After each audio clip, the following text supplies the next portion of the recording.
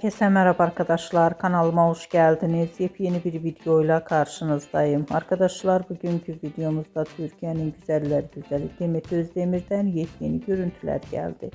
Ben de bu muhteşem görüntüleri sizler için YouTube kanalımda video halinde sunuyorum. Umarım beğenirsiniz. Arkadaşlar videomu beğendiyseniz kanalımı izlemeyi ve bildirim butonuna basmayı unutmayın. Şimdilik benden bu kadar olsun. Yeni videomuzda görüşmek üzere. Hoşça kalın.